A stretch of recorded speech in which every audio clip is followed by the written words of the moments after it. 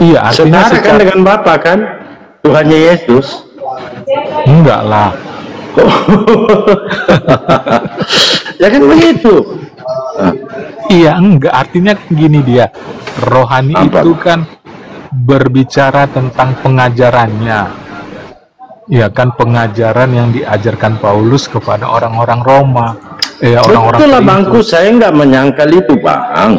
Karena Bapa juga memberikan pengajaran melalui Yesus. Makanya Yesus di Yohanes 7:16, ajaranku bukan dari diriku sendiri, tapi dari Bapa yang telah mengutus aku.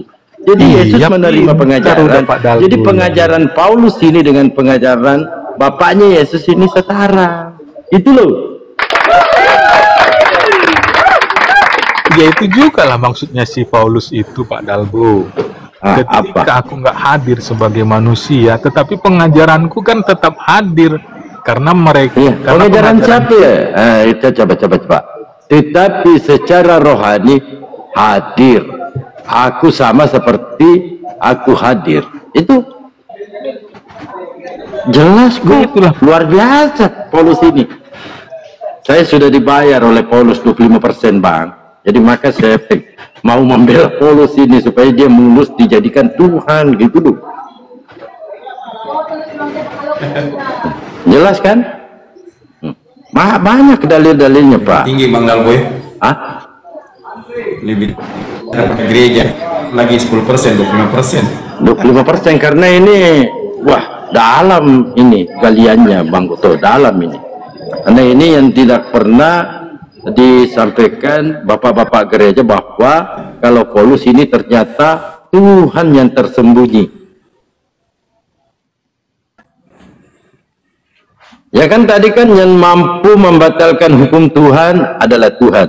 Nah tidak ada di dalam Bible itu membatalkan hukum-hukum Tuhan selain Paulus. Contoh di pagi Pak Den. Pagi. Kenapa Pak Den? Pagi. Ya.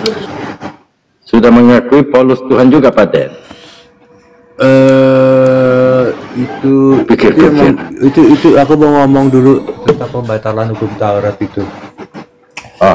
Supaya jangan dilupakan ini ya, apa yang aku bilang ya. Hukum Taurat itu yang membatalkan itu bukan Paulus. Lalu? Hukum Taurat itu yang membatalkan Yesus. Paulus yang menulis, tapi yang membatalkan Yesus. Oh Yesus membatalkan? Ya, Yesus. Jadi Paulus yang nulis, tapi yang membatalkan itu Yesus. Oh, Yesus yang mana ya? Kamu harus cermati Yesus Kristus. Jadi kalau kamu tanya Yesus yang mana, yang dimaksud itu adalah Yesus Kristus. Karena Yesus Kristus itu cuma ada satu. Tidak ada Yesus Kristus. Tidak, masalahnya Banden, Yesus anak Maria tidak pernah membatalkan hukum Taurat. Karena aku datang, kata Yesus anak Maria ini, jangan kamu menyangka bahwa aku datang untuk menegakkan hukum Taurat atau kitab para nabi. Aku datang bukan untuk menegakkannya, melainkan untuk menggenapinya. Karena aku berkata kepadamu, sesungguhnya selama belum lenyap langit dan bumi ini, satu iota atau satu titik pun, ya, tidak akan dibatalkan dari hukum Taurat sebelum semuanya terjadi. Makanya saya heran Bang, Yesus yang mana ini? Ya, gini. Ya, siap. Menjelaskan ya. Jadi jadi bengkokkan nanti saya luruskan lagi. Yesus itu memang tidak meniadakan hukum Taurat, tetapi dia membatalkan. Kita harus tahu dulu bahwa membatalkan itu bukan meniadakan, dan meniadakan itu bukan membatalkan. Sekarang kita konsentrasi kepada ayatnya aja. Sini sudah persiapan Jumat. Kita konsentrasi kepada ayatnya aja. Bentar ya. Aku buka kamera. Jangan buka celana lah Banden.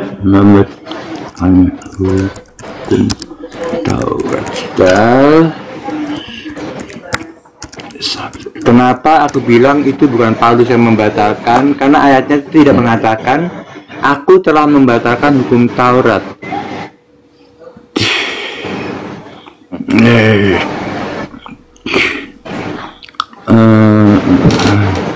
Ini aku buka kamera. Bisa dibesarkan? Boleh.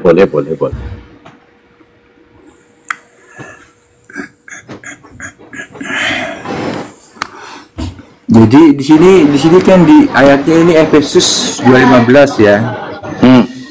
Sebab dengan matinya sebagai manusia, ia telah membatalkan hukum. Tadi iya, yang nulis Paulus. Tapi di sini ada kata-kata ia yang telah membatalkan. Jadi bukan aku telah membatalkan. Kalau ayatnya berkata aku telah membatalkan hukum Taurat, berarti yang membatalkan itu Paulus. Tapi ini ayatnya mengatakan iya membatalkan. Betul, itu merujuk kepada Tuhan Yesus Kristus. Tapi apakah Yesus pernah memberikan informasi itu, Bang? Itu ilham. Jadi Paulus tidak, maksudnya Yesus ini pernah enggak? Tunggu dulu, Banden. Pak Yesus ini pernah enggak memberikan konfirmasi bahwa aku telah membatalkan hukum Taurat? Kalau tidak ada berarti tuduhan. Enggak. Tuduhan terhadap Yesus. Kamu mengharuskan Tuhan Turun Pak Adi itu Bang Dalbo. berkonfirmasi agar orang harus, jadi setiap nabinya kamu haruskan Tuhan konfirmasi. Oh Tuhan udah tidak, soalnya nggak bisa. Kamu memaksa Tuhan untuk dulu, Banden. Nggak bisa. Tidak, karena ayat itu gini.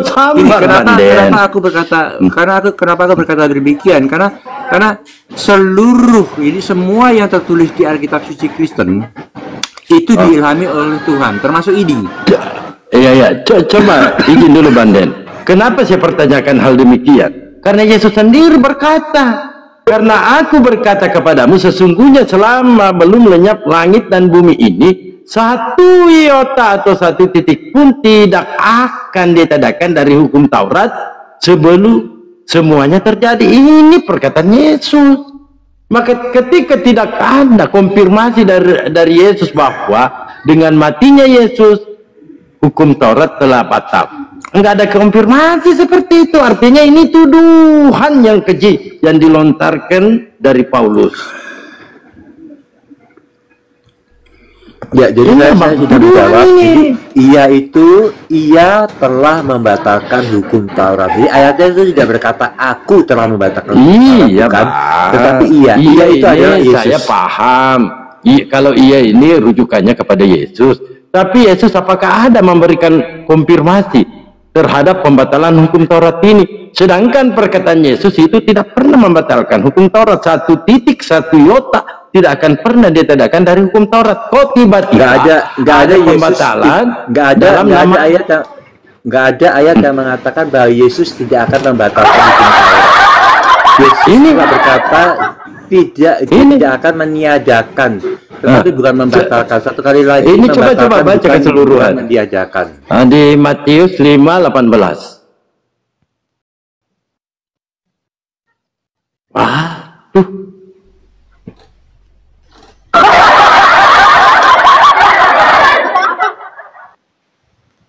Waduh. Tapi ya luar biasa Pak ini. Ada Kristen lainnya, Pak Bang Dalbo?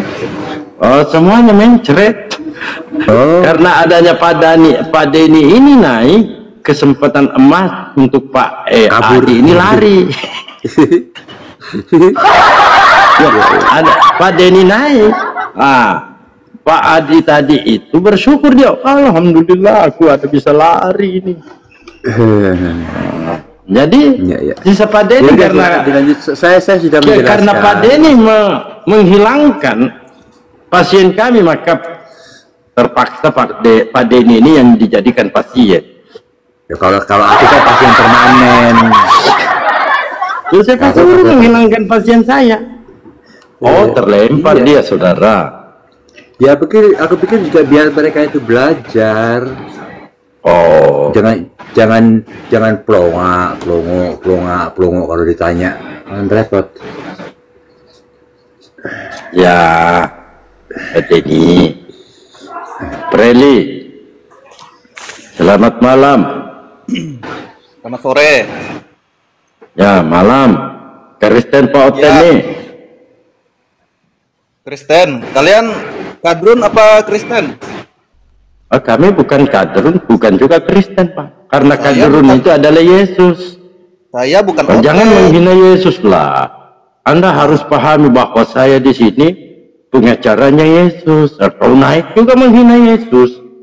Siapa yang paling pintar di sini? Kasih saya pertanyaan, tapi saya akan menjawab. Tapi kalian menjawab saat ditanya Muhammad. Baik. Paling Nah, pintar di saya- sini. Ya. Tapi perjanjiannya saya akan menjawab saat kalian bertanya, seperti kalian menjawab saat ditanya Muhammad. Ya baik. Nah, Mau mana yang paling ditanya pintar? sudah? Kasih saya pertanyaan yang paling Oke, pintar. iya, paling berat. Tunggu. Paling berat ya pertanyaannya. Sebutkan di saya dalam akan Bible. Iya, ini pertanyaannya. Bentar. Saya akan menjawab Apa? seperti kalian menjawab saat ditanya Muhammad. Oke? Oke. Sebutkan, kan Yesus ini punya silsilah. Siapa nama bapaknya Paulus? Silakan. Oke, bisa saya menjawab? Boleh. Salah satu nabi yang kena sihir adalah Muhammad.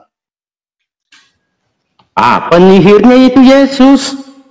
Salah satu nabi yang kawin adalah Muhammad. Yesus semua itu, Bang. Mengawini bocil umur 3 bulan. Mulai di mute. Anda ini mau Baik, menghujat. Coba kita diskusi pakai data dan saya tampilkan Yesus Kristus ini adalah iblis yang nyata. Nah, kalian kalau ditanya Muhammad, Oke, itu hati kita berdua dengan Dalbo. Saya akan tampilkan kalau Yesus Kristus ini adalah iblis yang dituhankan oleh Kristen. Pakai data kalian kita. kalau ditanya, Iya, jangan curhat, Bang. Kalau Saya kalian- dalil-dalilkan kalau Yesus Kristus ini yang anaknya Paulus ini adalah iblis yang nyata. Pakai dalil kita. Jangan pakai begituan, Bang. Kalau Yesus Kristus ini yang namanya anaknya Pak Paulus ini, Pak, mengajarkan ajaran LGBT. Nanti saya dalil-dalilkan. Ayo pakai dalil kita. Kalau tidak, Anda tidak mampu dalilkan terhadap nabiku, tidak akan pernah saya biarkan Anda bicara. Nah, saya mampu dalil-dalilkan kalau Yesus Kristus ini bersama Paulus ini adalah anak Bapa.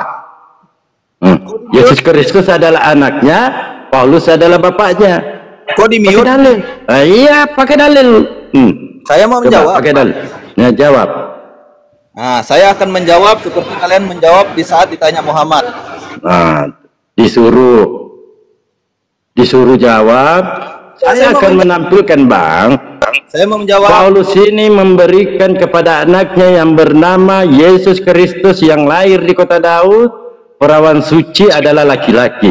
Nah, bagaimana caranya kita membedakan perawan suci laki-laki ini? Apakah bunyi kentutnya? Jangan, Bang. Saya nggak pernah menghujat loh, Bang. Pakai dalil saya ini, Bang. Saya Pakai jawab dalil. boleh. Saya nggak suka hujatan. Coba, silakan. Kalau nggak ada, bisa di mute lagi ya. Saya jawab boleh. Silakan. Muhammad menikahi Aduh, saya katakan kalau Yesus Kristus ini istrinya 120. Saya dalilkan nanti, Bang. Saya dalilkan. Lalu Yesus Kristus ini, Bang, mencintai perempuan balita umur 3 bulan, 3 tahun. Jangan lagi itu, Bang. Ayo.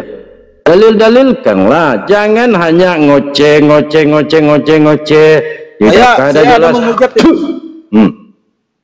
Sudah ya? Ludah rohaninya. Jangan lupa kasih garam ya.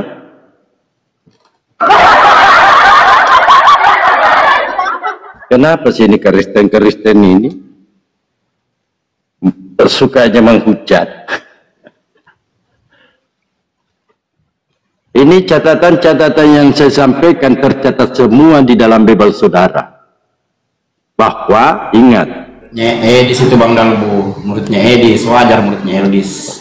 enggak apa-apa, Bang. Iya. Kalau sebulan masih itu tidak masalah. Itu manusia. Lagi pula dia tidak mati. Lah kalau Tuhan dicambuk, dipukul, ditendang, ditelanjangi, itu yang tidak kan begitu. Manusia itu nah, kalau Tuhan telanjangi, dipukul, ditendang, ditelanjangi, itu yang tidak wajar dari sisi logika. Ya kan itu aja Bang Dalbo. Yang di sini persiapan. Tidak, saya kan dalilkan Yesus yang tukar sihir. Ada di dalil Bible. Di Kisah Para Rasul 13 nomor 6. Bantai itu. Ternyata tukang sihirnya Yesus. Halo. Anak Medan. Anak Medan, selamat malam. Selamat siang.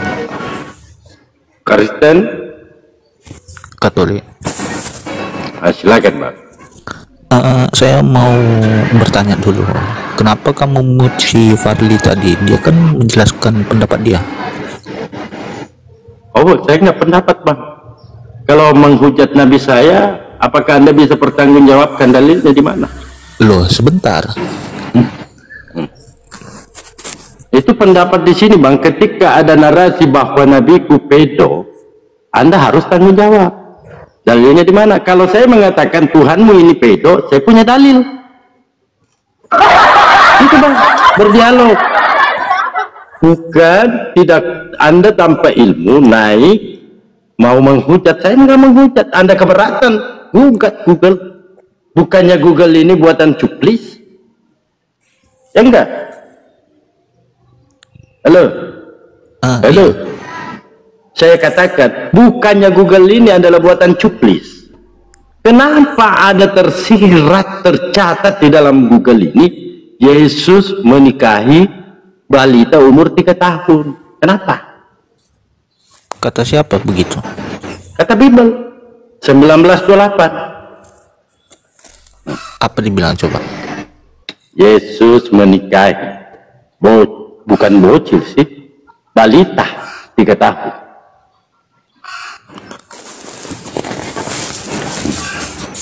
Begitu Bang, dia menghina nabiku tanpa dalil, menghujat nabiku tanpa dalil. Apa saya mau dengarkan itu? Oh, enggak, cuplis.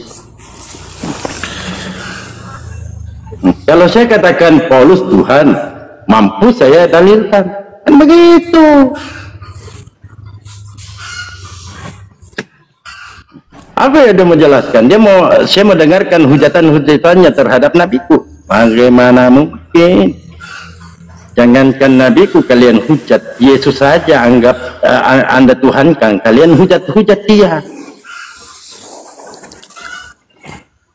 Betul enggak? Kalau kalian ini penghina Yesus, Kristen ini, betul enggak Pak? Jangan kau bilang Kristen ini penghina Yesus. Sepakat enggak kalau Yesus mati terkutuk? Kami. Iya, saya tanya Abang, sepakat enggak Abang ini kalau Yesus ini mati terkutuk?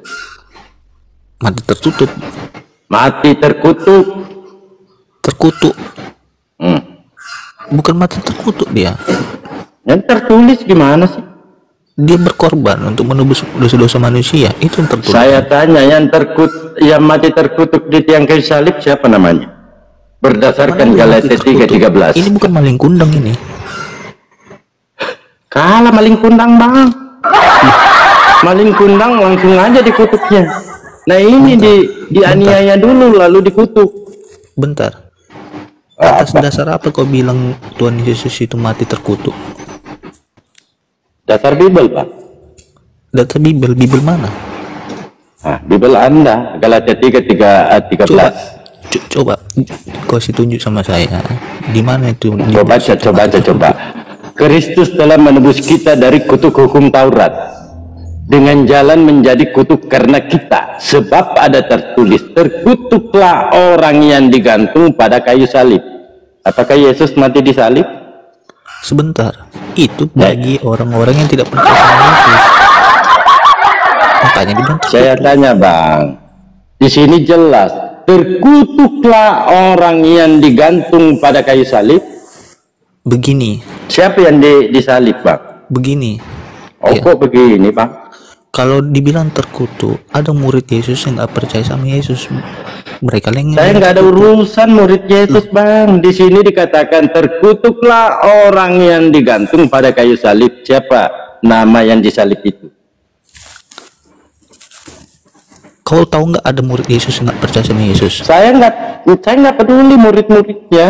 Saya bertanya, Terkutuklah orang yang digantung pada kayu salib. Pertanyaannya, siapakah nama yang disalib itu? Kayak maling kundang, nggak tahu kita asal-usulnya. Kita Kalah maling kundang nggak dipukul bang. Iya, jadi Ya ini udah, kau tahu hanya nggak asal-usul legenda, maling kundang? ini hanya cerita-cerita doang ini. Ya udah, kami nggak tahu itu. Apa sih abang ini? Ini legenda, ini cerita doang. Enggak nyata gitu, mitos. Sebentar, Begitu. apa yang diajarkan Islam sama teroris? Itu mau saya tanya. Apa yang diajarkan? Tidak ada bang ajaran Islam teroris. Oh, Melainkan jadi itu agama Yesus apa yang mereka mengajarkan teroris bang. Agama apa mereka itu? Justru Yesus mengajarkan teroris. Pakai cadar Mau semua, dalil pakai lagi? kaos. Mau dalil lagi? Di Lukas 19:27. Pakai dalil kita bang. Jadi orang itu pakai cadar. Apa ini Bibelmu ini loh? Jadi Bibelmu mereka- ini saudara. Jadi teroris itu Bibelmu Islam. saya bacakan lagi. Akan pakai tetapi cadar gitu. ini kata Tuhanmu ini. Akan tetapi semua FPI seteruku ini ini bukan yang Jokowi, tidak Rusuh suka berapa tahun. aku menjadi rajanya, bawalah mereka kemari dan bunuhlah mereka di depan mataku. Ini ajaran apa ini? Ajaran apa ini bang? Ini kata Yesus loh.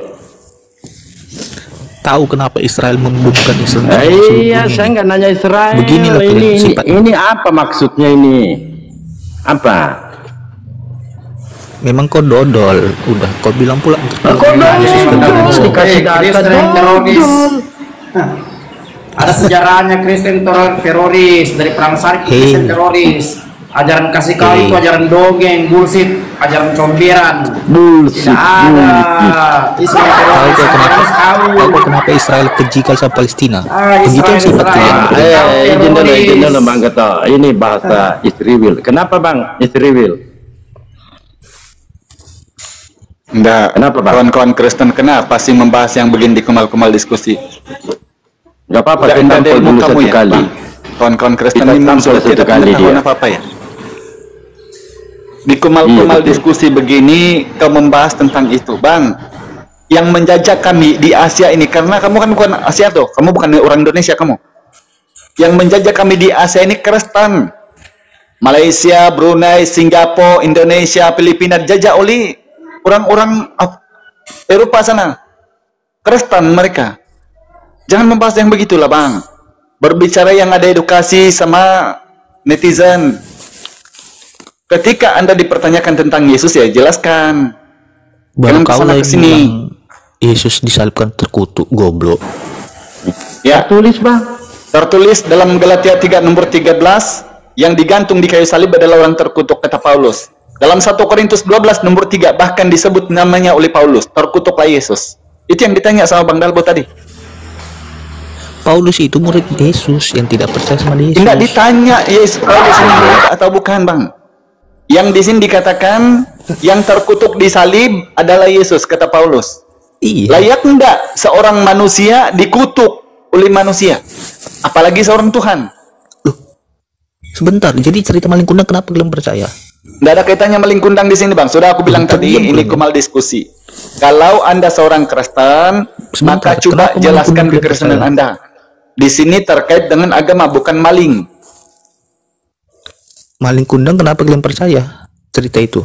Ibunya sendiri. Siapa yang bukan di sini percaya? itu. Saya nggak pernah percaya Malik Kundang. Apa ceritanya Malik Kundang? Tidak ada kaitan. Kalian juga nggak soalnya. percaya sama Muhammad berkalian tahu. Kalau itunya. Dan anak Medan, ini kasih tahu Anda ya. Rasulullah SAW itu diutus oleh Allah Subhanahu Wa Taala untuk menjadi rahmat kepada manusia dan alam semesta. Ayatnya ada dalam Quran surah Al-Anbiya 107. Berbeda halnya dengan ajaran-ajaran Kristen ini. Kristen konselingnya ada 6 kali, mulai dari Tunggalika, Duinator, sampai kepada kemuncak konsili Nisia di Vatikan, yang kemudian dijajarkan oleh Belanda di Asia. Nah, kalau Islam, Bang, kami ini memberi pendamaian kepada Anda dengan Bible Anda, supaya kamu kembali kepada ajaran yang benar. Tidak berbicara teroris di sini, Bang. Kalau berbicara tentang isi-isi ayat di dalam Quran, ayat perang itu hanya 4 kali disebut. Jadi itu pun kemudian orang-orang yang tidak mau beriman. Karena Yesus juga mengatakan begitu. Orang yang tidak setia, yang tidak percaya bahwa dia adalah raja, dibunuh depan matanya. Ini ajaran Yesus juga. Yang tidak pernah diajarkan oleh Yesus adalah kasih-kasih palsu, kasih-kasih hoax, kasih-kasih penyesatan. Tidak pernah diajarkan oleh Yesus begitu itu. Tapi kalau diajarkan untuk teroris, memang Kristen jelasnya ada teroris sekarang. Sudah turun, Kenapa, sudah turun. Diturunkan ya? Turun. Iya. Saya waktu di Komal tuh, saya narasi Komal, saya katakan bahwa ajaran kasih, ajaran hoax tidak ada dalam sepanjang sejarah perkembangan Kristen. Kepanasan. Tidak ada ajaran kasih, itu dongeng. Tidak ada. Pecah kerusuhan anti kulit hitam, ya kulit putih, ras di sana. Itu gara-gara Ludwig Roden, gara-gara Fredrik Fabry, gara-gara misionaris dari RMJ, Rennes Mission GSLCF, pecah di Eropa, pecah di Afrika, London Mission Skit, Netherlands GSLCF. Itu mereka semua yang bikin. Mana ada ajaran kasih? Tidak ada. Tidak ada sepanjang perkembangan sejarah, perkembangan Kristen, ya disebarkan mulai perang salib hingga sekarang, tidak ada ajaran kasih dibawa. Semuanya hancur, semuanya penuh pembunuhan, pembantaian, pemerkosaan, asimilasi. Dan yang berani bantai ini, karena saya paham sejarah, saya tahu betul bahwa ajaran kasih itu hanya ajaran yang memutarbalikkan fakta, digunakan oleh para kapitalis barat yang untuk mempengaruhi orang-orang awam. Itu ajaran kasih. Sementara perkembangannya tidak pernah ada ajaran kasih. Mulai dari 1095 perang salib dicetus oleh Paus Urbanus II, pecah 1099 di Yerusalem, sampai masuk ke Inkuisisi Spanyol, sampai masuknya lagi ke Indonesia, tidak ada ajaran kasih. Bullshit itu ajaran kasih. Semuanya penuh pembunuhan, pembantaian itu. Mulai keluarnya perjanjian Tordesillas itu ya, yang mengusung God Glory Gospel itu, sampai masuknya ke Asia, dibagi itu penjajahan antara Portugis ya dengan Spanyol, Belanda, Inggris tuh. Apakah ajaran kasih? Justru simbolnya tidak ada ajaran kasih. Bullshit itu ajaran kasih. Karena mereka masuk menyebarkan Kristen itu menggunakan senjata, menggunakan perang senjata. Coba itu Rabi Yahudi itu. Rabi Yahudi katakan apa? Seandainya kami ini orang asli Yahudi tidak ada Islam, kami udah dibantai sama Kristen. Sampai 1949, sampai peristiwa Adolf Hitler tuh, Nazi, orang Yahudi dibantai semua. Tidak ada ajaran kasih. Omong kosong, bullshit itu. Ketika saya bicara ini, pendidikannya kejang-kejang semua. Sekarang siapa yang bisa buktikan? Satu saja ajaran kasih dalam perkembangan Kristen. Satu saja. Tidak ada ajaran kasih ditebarkan, tidak ada. Bahkan kami di sini di Makassar korban 40.000 jiwa. Saya tahu sejarah Westerling di sini. Tidak ada. God Glory Gospel itu program Tritunggal, program 3G yang tidak bisa berpisah. Di mana penjajahan dan pemerintahan gospel itu penundangan darah dan air mata. Simbolnya dari mana? Keluaran 22 ayat 4. Itu dari simbol perang salib diteruskan di Tordesillas. Makanya Dr. Wiggers van Hans mengarang buku Principle of Political Geography. Diceritakan di situ.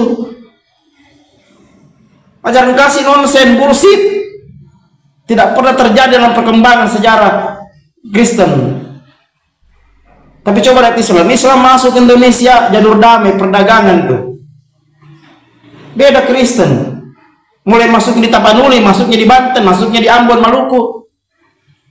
Begitu banyak nyawa yang dikorbankan itu. Mereka tidak pernah belajar sejarah masalahnya. Taunya ajaran kasih, tidak ada agama yang ajaran kasih kecuali Kristen. Kalian bohong, hoax kalian.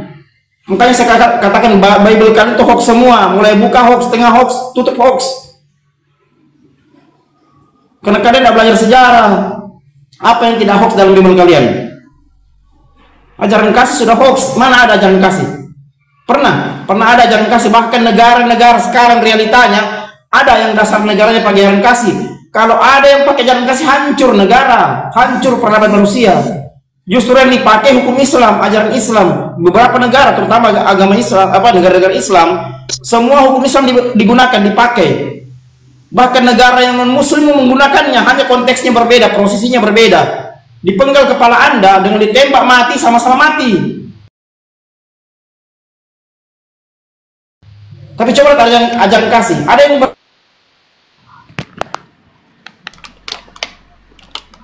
semua pemimpin negara itu semuanya orang-orang cerdas, pintar. Tidak ada yang mau jalan ke ajaran kasih. Istri kau diperkosa, nah, Pak Perampok tambahin lagi. Kami diajar ajaran kasih, tidak ada. Hancur hukum negara kalau pakai ajaran kasih. Itu ajaran dongeng, itu ajaran buayan sebelum tidur, ajarannya Roma tuh. Ajaran pagan dimasukkan ke Kristen untuk mempengaruhi orang-orang awam. Orang-orang dungu itu dipengaruhi sama Roma tuh. Itu yang kalian tidak pernah pelajari. Istri kalian hanya ditempelin, kalian nuntut. Tampar pipi kanan, balas pipi kiri. Coba ada yang ajarkan ajaran kasih? Tidak ada, tidak pernah ada, Bang. Ditampar pipi kanan, dikasih pipi kiri, tampar pipi kiri, kasih pipi kanan, tidak ada. Sampai detik ini tidak ada. Dasar hukum-hukum negara mana yang pakai ajaran kasih? Tidak ada. Yang ada dasar hukum negara-negara itu rata-rata menggunakan hukum Islam. Hanya prosesinya berbeda. Begitu kira-kira Bang Dalbo. Jadi ini yang naik-naik ini saya tidak pakai otak semua nih. Yang naik-naik ada otak, cuman nggak berfungsi. Akalnya kagak berfungsi. Kenapa saya panggil Pak Dokter ini? Kan kebetulan tadi dia menyinggung Malik Kundan, ada ahlinya.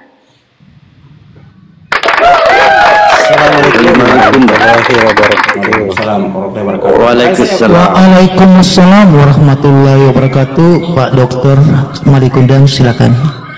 Ya, saya sapa dulu tamunya ini. Saya sapa dulu. Siapa tahu Kristen. Ilanis, selamat malam.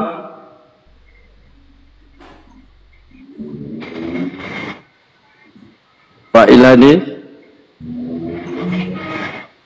Oh enggak. Berak dia. Oke, saya narasi sebentar Bang Darbu ya, kalau sudah masuk Jumat. Silakan. Sudah masuk Jumat ya.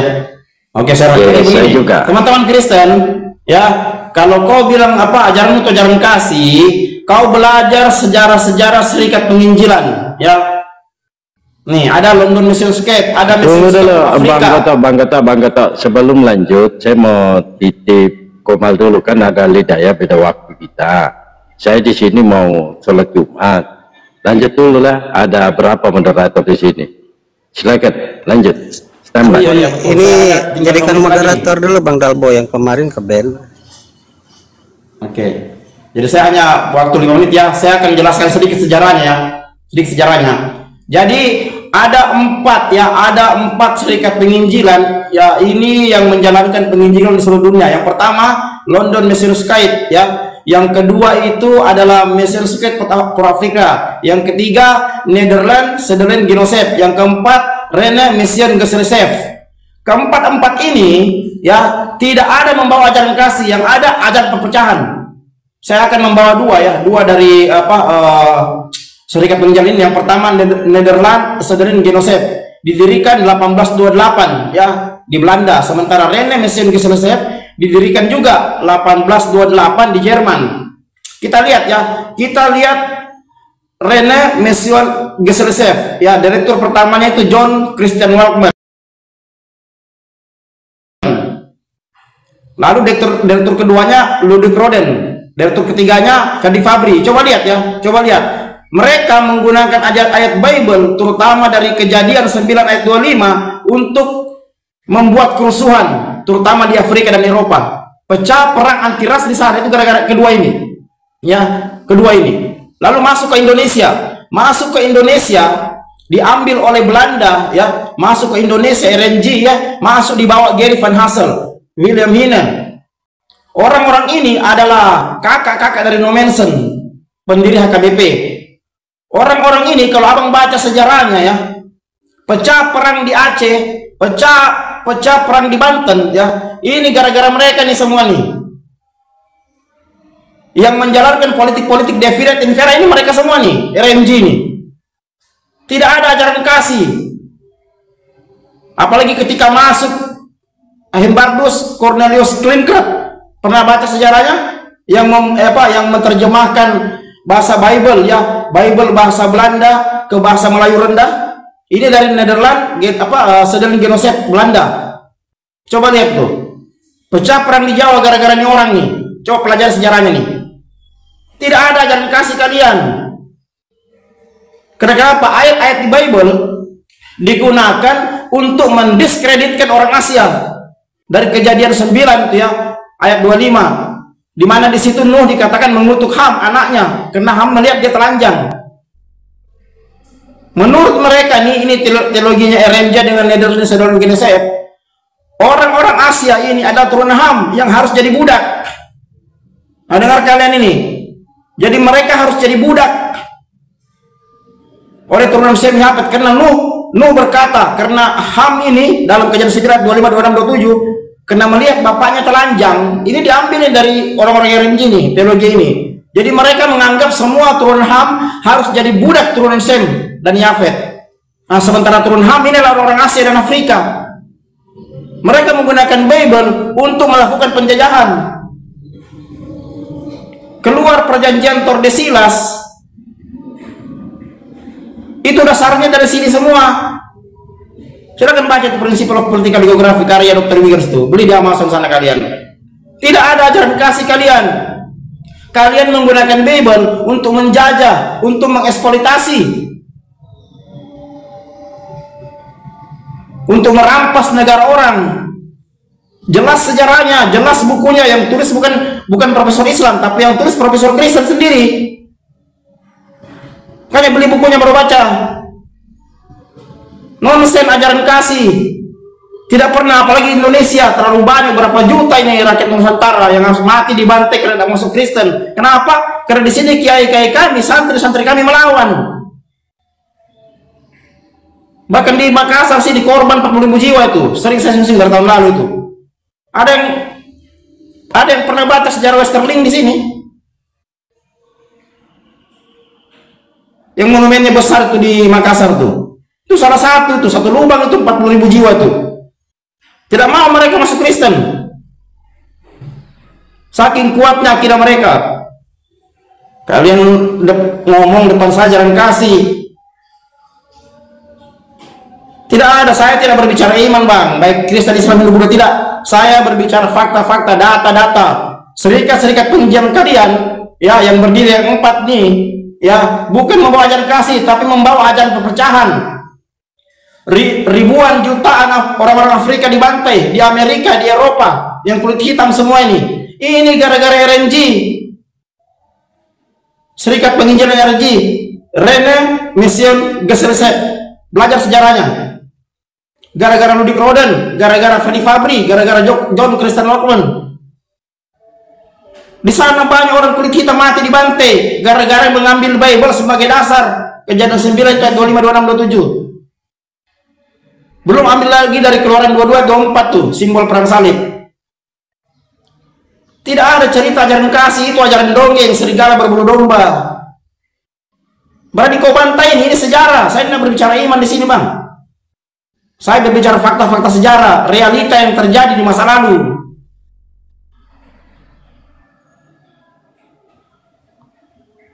Kalian berani bantai ini? Tidak ada, saya jamin. Biar profesor-profesor kalian tuh, ada yang berani bantai ini? Tidak ada. Tidak pernah satu contoh pun ajaran kasih disebarkan, ditebarkan sepanjang perjalanan Kristen. Mulai dari abad ke-4, 5, 6 sampai seterusnya, sampai masuk zaman Renaissance, tidak ada. Semuanya penuh pembunuhan, bahkan ilmuwan-ilmuwan masuk di zaman Renaissance, banyak sekali yang mati dibantai oleh Roma. Kalau kau tidak percaya, ada contoh kecil itu ya. Ada film, you nonton di YouTube, judulnya The Name of the Rose, karya Jumanco yang diangkat dari novel Umberto Eco, yang menceritakan kisah fakta-fakta nyata yang terjadi di tahun 1423. Nah, coba kau nonton itu. Nonton kau tuh. Berapa orang yang dibunuh di biara Katolik itu. Nonton kau itu. Jelas filmnya itu di YouTube. Nonton. The Name of the Rose itu. Itu hanya salah satu saja. Salah satu contoh bahwa tidak pernah ada ajaran kasih. Protestan pecah dari Katolik, penuh pembunuhan, pembantaian. Anglikan pecah dari Katolik, penuh pembunuhan, pembantaian. Martin Luther saja, John Calvin, kalau tidak lari, mati dibunuh Katolik. Martin Luther dia yang mendirikan Protestan, kalau tidak lari, disembunyikan oleh Pangeran Frederick III di kastil bernama Lamburg, mati dibunuh sama Roma. Coba lihat William Tyndale, tokoh Protestan tuh, mati dibakar hidup-hidup. Tidak ada ajaran kasih, semuanya penuh skisma, pertentangan, kehancuran, darah, air mata. Kamu bantai ini. Betul. Ini sejarah panjang, saya ngerti sejarah Kristen, perkembangannya saya ngerti dari kisah Rasul 1126 sampai masuk ke Indonesia. Ada ajaran kasih? Tidak ada. Pecahnya Koptik, pecahnya pecahnya apa lagi? Satu tuh yang dari dalam Katolik tuh. Apakah itu ada ajaran kasih? Tidak ada. Pembunuhan, pembantaian. Skisma Roma Barat, Roma Timur, coba pelajari. Ini antara Katolik saja, Roma Barat dan Roma Timur. Maka tadi malam saya naik di rumahnya RK itu, kenyang-kenyang CRK. Kenapa saya katakan skisma pertentangan antara Katolik Roma Barat dan Roma Timur sampai abad ke-20 masih terjadi, penuh pembunuhan, pembantaian. Berapa banyak orang yang mati di situ? Itu ajaran kasih. Belajar kalian skisma Roma Barat, Roma Timur. Berapa banyak yang dikorbankan? Coba lihat Protestan tuh, coba lihat Protestan. Berapa banyak yang jadi korban tuh? Itu yang kalian tidak pernah pelajari. Perang pecah 30 tahun, tahun 16 ya, 1618 sampai 1648. Itu penuh darah dan air mata. Katolik serang Protestan di kota Magdeburg. Itu ajaran kasih? Tidak ada. Liga Katolik menyerang Protestan di perkembangan pusat perkembangan Protestan di Magdeburg, Jerman. Itu yang kita bilang ajaran kasih? Tidak ada. Berarti kalau abang belajar perang salib, tidak ada ajaran kasih. Semuanya dibantai, penuh darah, air mata. Itu dari Kejadian 22 ayat 24 tuh. Baca kalian Kejadian 22 ayat 24 itu. Itu dasarnya dari situ. Sama pecah perang anti ras itu, yang mengorbankan jutaan jiwa. Itu dasarnya dari Kejadian 9 ayat 25, 26, 27. Ini kerjaan mesionis gila ini, yang sampai masuk ke Indonesia.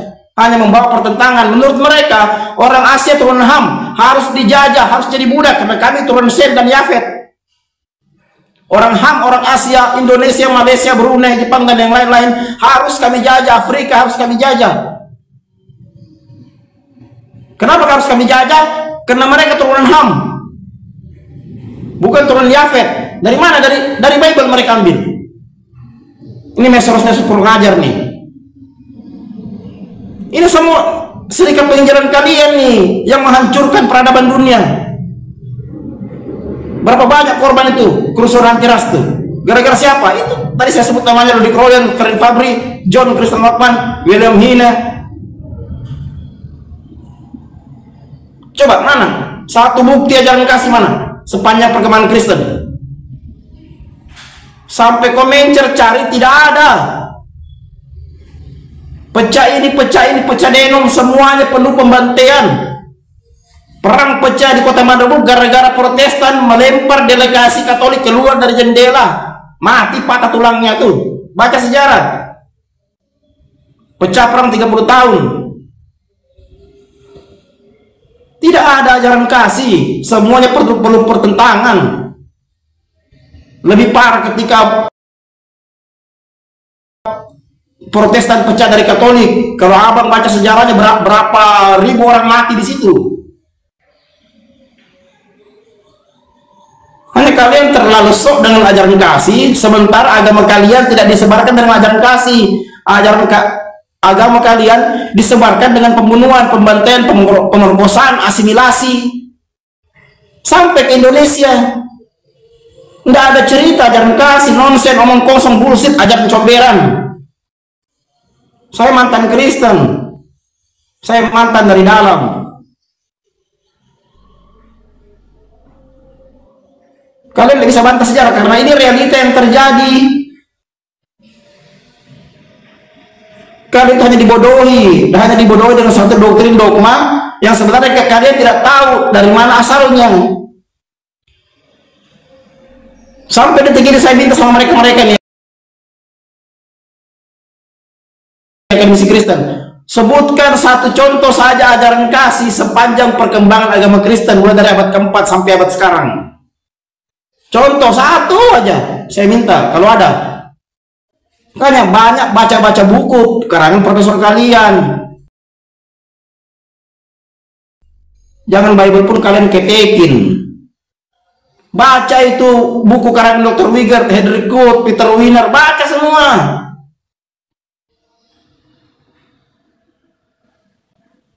Jangan kalian tinggal diam, cari tahu sejarah kalian, cari tahu. Penuh enggak kehancuran, penuh enggak darah dan air mata. Bahkan kemarin tuh ada ibu pendeta itu naik waktu saya narasi di rumah saya, dia katakan tidak